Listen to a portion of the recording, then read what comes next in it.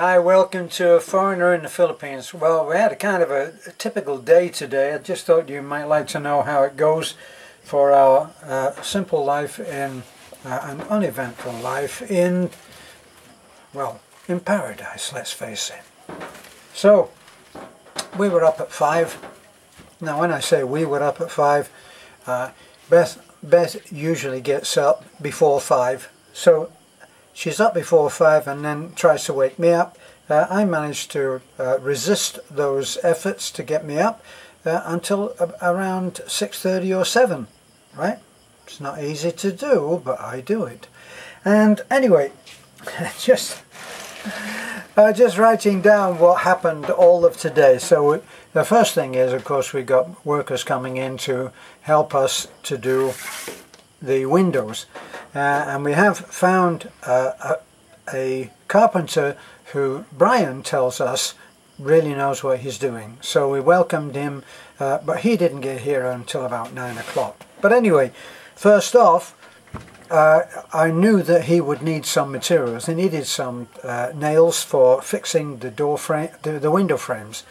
So I took off to go for materials to a taffy. I got about, let me see, maybe a quarter of a mile down the road, and then guess what? Well, I'm guessing that you were guessing what I was asking you to guess, and that is we got bogged down. That was me and Batchoy. Now, one thing that I've learned about Batchoy is that when you get bogged down in the mud, he is no good at pushing. Go figure. Anyway, Batchoy and I walked back to the house. He slipped on his backside in the mud and still got up smiling. So, by the time we got home, we got Balantoy to help us to dig out. So 2 shovels are better than 1. Anyway, Beth decided that she would come, if we were going to get everything, she may as well come to Talabon with me, because I could get everything at Talabon. So, what did? We drove to Talabon. Now we drove to Talabon, and when we got to Talabon, I dropped her off at the Wayside Inn, and then I went down, and I had a couple of things to get.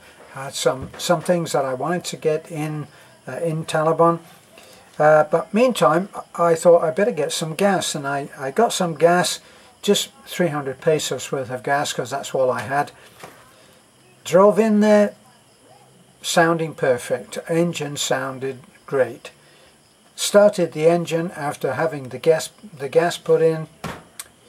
It's coughing and spluttering and farting and God knows what, and anyway, it's not going very well. I assumed it was bad gas. Now then we've got to decide whether we're going to try to get home to get these materials to the guys who may, for all we know, may be just standing by, or take it to Nesta, which is just down the road. Well, we decided that we would go home. Not always a wise decision, but in this particular case it did work.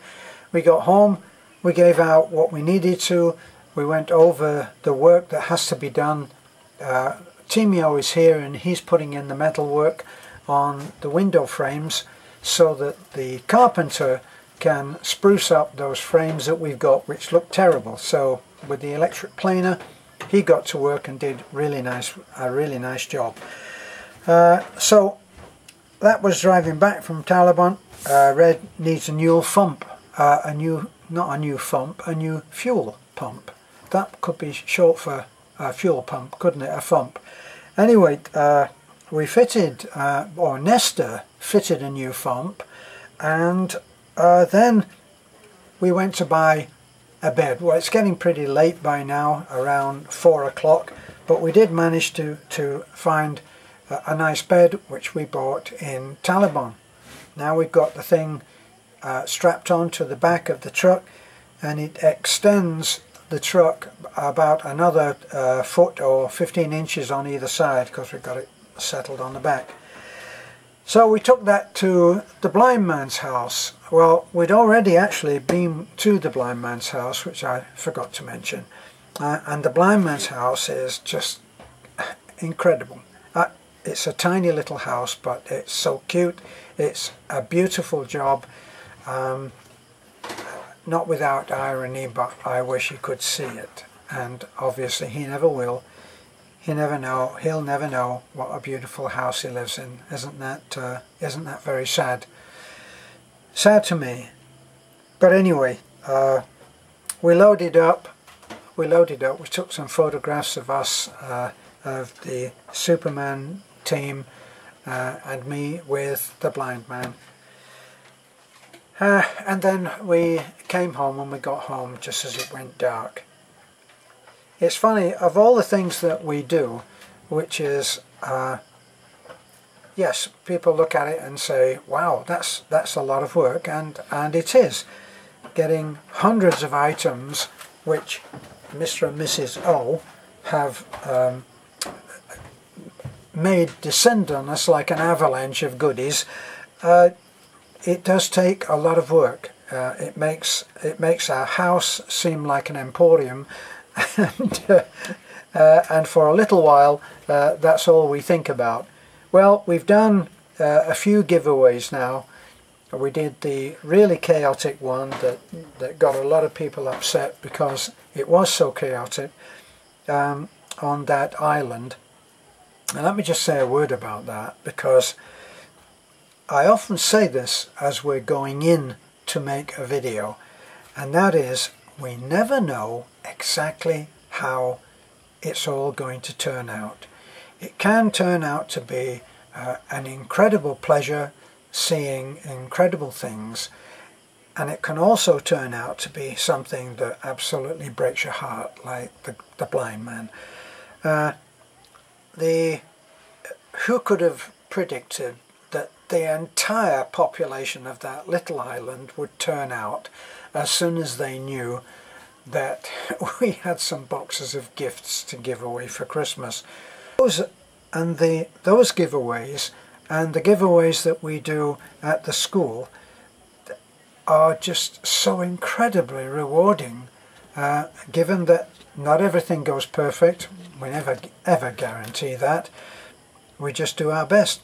But those giveaways, you just come away feeling that the world is a wonderful place, that you've seen, in the case of the schools and that island, you've seen hundreds of children, and their lives have been changed by that moment of generosity from someone who is never ever going to meet them, in most cases.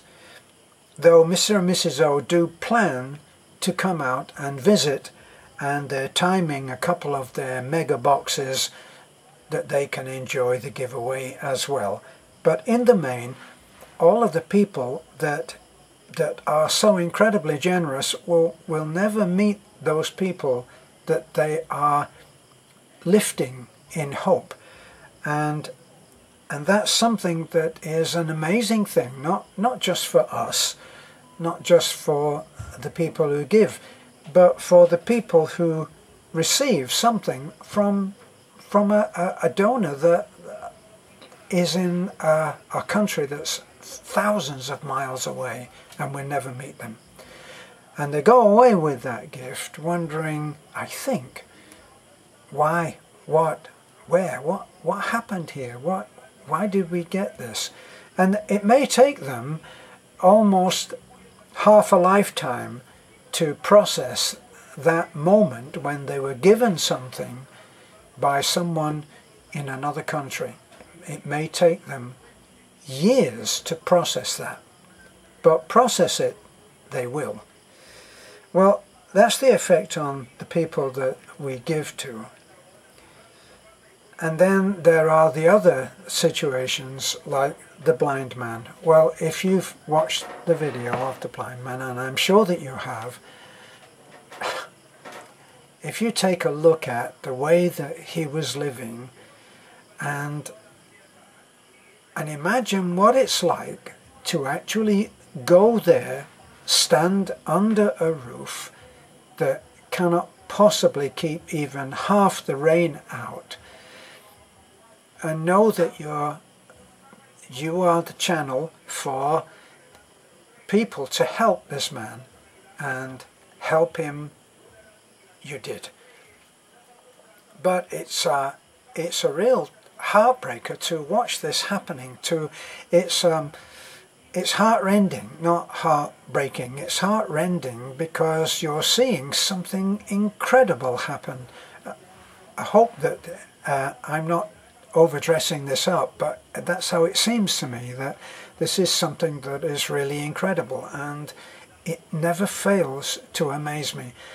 We were a little short on the funding for the blind man, and as always happens, somebody comes through at the end and helps out. Sometimes we have to carry the last 10, 15, 20,000 pesos, and we do that because we started the project probably on a leap of faith. So we have to carry that at the end. We did that with the farmer's house in the rice fields. But part of the money that's left over, and Beth will go through all of this when she does her accounting, but part of that money has been able to relieve the debt that is still outstanding on the farmer's house, which we were determined we were going to get that family into a house for Christmas. And then, of course, as I say, some of the things that we see just get to you. They get to me. And the blind man's house and the need to get that poor man into a house was haunting me in particular for some reason. He never complained. He smiled when he met us. He told us, well, this is where I live, this is my house, and I'm using a piece of plastic over the bed to catch the rain. And boy, did it rain last night. I cannot imagine what it was like in that man's house, standing there or sitting there under a plastic sheet, not even being able to see properly. Heartrending. That's how I find it. And when I'm there and having to actually talk, that I'm not always too good at it. So that was our day today. That was the day, the whole day, and nothing but with just one of our catchy little titles, as you see. Not trying to be clever, just trying to bring what we have as a normal day to you so that you can know what we do. So this is a foreigner in the Philippines. Beth already have told me I've talked too much. Bye for now.